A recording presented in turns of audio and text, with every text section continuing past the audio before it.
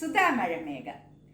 ഇന്ന് നമ്മളിവിടെ ചെയ്യാൻ പോണത് നമ്മുടെ ബേക്കറികളിലൊക്കെ കിട്ടുന്ന പാൽഗോവ അല്ലെങ്കിൽ പാൽപേട ഇങ്ങനെയൊക്കെ പറയും. അത് എന്ത് ടേസ്റ്റ് ആയിരിക്കും നമ്മൾക്ക് അല്ലേ.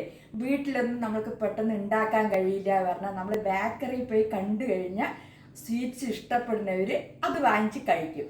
അപ്പം നമ്മൾക്കത് വീട്ടിൽ എങ്ങനെ സിമ്പിളായിട്ട് പെട്ടെന്ന് തയ്യാറാക്കാൻ പറ്റുമെന്ന് നമ്മൾക്ക് നോക്കാം. അതിന് വേണ്ട സാധനങ്ങൾ എന്തൊക്കെയാണെന്ന് നോക്കണ്ടേ? വരൂ കാണിച്ചു തരാം. പശുവിൻ പാലാണ് ഞാൻ എടുത്തിരിക്കുന്നത്. അത് വന്നിട്ട് മിൽമയുടെയാണ് എടുത്തിരിക്കുന്നത്. ഒരു 3/4 ലിറ്റർ കാണും. ആവശ്യത്തിന് പഞ്ചസാര എടുത്തിട്ടുണ്ട്. കുറച്ച് മൈദാ മാവാണ് എടുത്തു വെച്ചിരിക്കുന്നത്. ഈ മൈദാ മാവിൻ്റെ പകരം പാൽപ്പൊടിയും ഇതിന് ഉപയോഗിക്കും. നമ്മൾക്ക് വീട്ടിൽ പെട്ടെന്ന് തയ്യാറാക്കാനും നല്ല രുചിയും കൂടുതൽ കൊഴുപ്പൊന്നും ഇല്ലാതെ നമ്മൾ വീട്ടിൽ തയ്യാറാക്കാനാണ് ഉദ്ദേശിക്കുന്നത്. ഞാൻ ആവശ്യത്തിനുള്ള മൈദാ മാവാണ് ഇതിലിട്ട് കൊടുക്കുക. ഞാൻ അതിലോട്ട് വരുമ്പോൾ കാണിച്ചു തരാം. പിന്നെ നെയ്യാണ് എടുത്തിരിക്കുന്നത്. നമ്മുടെ മിൽമയുടെ നെയ്യാണ് എടുത്തിരിക്കുന്നത്. അപ്പം നമ്മൾക്കിത് ഉണ്ടാക്കി നോക്കിയാലോ? ഗ്യാസ് കത്തിക്കാത്തതിന് മുമ്പിൽ തന്നെ നമ്മൾ ചീനച്ചട്ടി അടുപ്പിൽ വെച്ചിട്ട് പാലൊഴിച്ച് കൊടുക്കുക. അതിന് ശേഷം ഗ്യാസ് കത്തിക്കുക. ഇനി ഇത് നമ്മൾക്ക് നന്നായിട്ട് തിളച്ച് കുറച്ച് കുറുകി വരണം. പാല് നന്നായി തിളയ്ക്കട്ടെ. പാല് നന്നായിട്ട് തിളച്ച് ശകലം കുറുകി വന്നിട്ടുണ്ട്.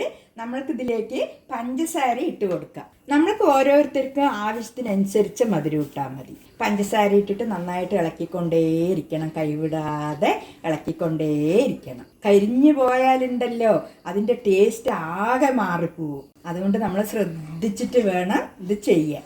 നമ്മൾക്ക് ഈ പഞ്ചസാരയൊക്കെ ഒന്ന് നന്നായി അലിഞ്ഞ് പിന്നെയും കുറച്ചുകൂടി കുറുകിയ ശേഷം നമ്മൾക്ക് മൈദാ മാവ് ഇതിലേക്ക് കുറേശ്ശെയായിട്ട് ഇട്ട് കൊടുക്കാം. അപ്പം നമ്മുടെ പാലും പഞ്ചസാരയും നന്നായിട്ട് ഇതാ കുറുകി വന്നിട്ടുണ്ട്. ഇതാ കണ്ടില്ലേ? ഇതാ ഇങ്ങനെ ആയിക്കഴിഞ്ഞാൽ നമ്മൾക്ക് ഇതിലേക്ക് കുറേശ്ശെയായിട്ട് മൈദാ മാവ് ഇട്ട് കൊടുത്തിട്ട് ഇങ്ങനെ ഇളക്കിക്കൊണ്ടേയിരിക്കാം. അപ്പം നമ്മൾക്കിത് ഇട്ട് കൊടുത്താലോ? കുറേശ്ശെയായിട്ട് നമ്മൾക്ക് ഇട്ട് കൊടുക്കാം.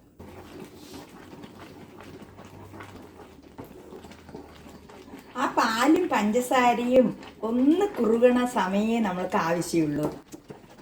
മൈദാ മാവൊക്കെ നമ്മൾക്ക് നന്നായിട്ട് ഈ കൂട്ടിലേക്ക് നന്നായിട്ട് ജോയിൻ ചെയ്തെടുക്കാം. നമ്മൾ മൈദാ മാവ് ഇട്ട് കൊടുത്ത ശേഷം നന്നായിട്ട് അലിഞ്ഞ് അതിൽ നന്നായിട്ട് ഇതെങ്ങനെ കുറുകി വന്നിട്ടുണ്ട്. ഇനി കുറച്ചുകൂടി നമ്മൾക്ക് കുറുകണം. അപ്പം അതുവരെ ഒന്ന് വെയിറ്റ് ചെയ്യാം.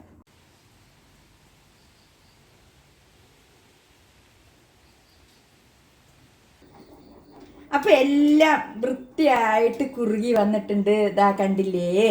ഇതുപോലെ ആയ ശേഷം നമ്മൾക്ക് ഇതിലേക്ക് കുറച്ച് നെയ്യ് ഒഴിച്ചു കൊടുക്കാം.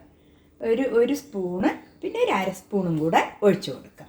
അതിന് ശേഷം ഒരു നുള്ള് ഇതാ കണ്ടില്ലേ? ഒരു നുള്ള് ഉപ്പ്, അത്രയും മതി. ആ മധുരം ഒന്ന് മെയിൻറ്റെയിൻ ചെയ്യാൻ വേണ്ടിയിട്ടാണ് നമ്മൾ ഈ ഒരു നുള്ള് ഉപ്പ് ഇട്ട് കൊടുക്കുന്നത്. ഇതാ കണ്ടില്ലേ? ഇപ്പോഴേ ഉരുണ്ട് വരാൻ തുടങ്ങിയിട്ടുണ്ട്. ഇത് നന്നായിട്ട് ഇളക്കിക്കൊണ്ടേയിരിക്കുക. ഇപ്പോൾ നമ്മുടെ പാൽഗോവയ്ക്കുള്ള കൂട്ട് ഈ പരുവത്തിലായിട്ടുണ്ട്. ഇനി നമുക്ക് കുറച്ചുകൂടി കുറുകാനുണ്ട്. അപ്പോൾ നമ്മൾ ഗ്യാസ് വന്നിട്ട് ചെറുതായിട്ട് കത്തിച്ച ശേഷം ഇളക്കിക്കൊണ്ടേയിരിക്കുക. കണ്ടില്ലേ? ഇതിങ്ങനെ ഉരുണ്ട് ഇതിൽ നിന്ന് വേറെ ആയിട്ട് വരും. നന്നായിട്ട് കുറുകട്ടെ.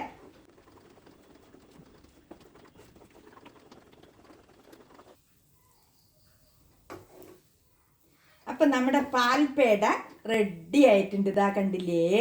നോക്കൂ, ഇതാ എത്ര കറക്റ്റായിട്ടാണ് വന്നിരിക്കുന്നത്. അപ്പം നമ്മൾക്കിതിനെ ഒരു ബൗളിൽ ഓയിൽ തേച്ച ശേഷം നമ്മൾക്കിതിനെ അതിലോട്ട് ഒഴിച്ചു കൊടുക്കാം.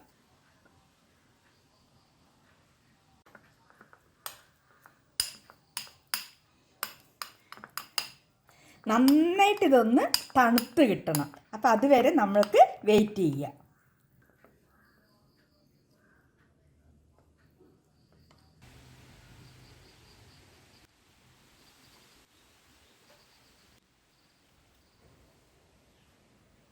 നമ്മുടെ പാൽപേട ആറി സെറ്റായിട്ട് വന്നിട്ടുണ്ട്.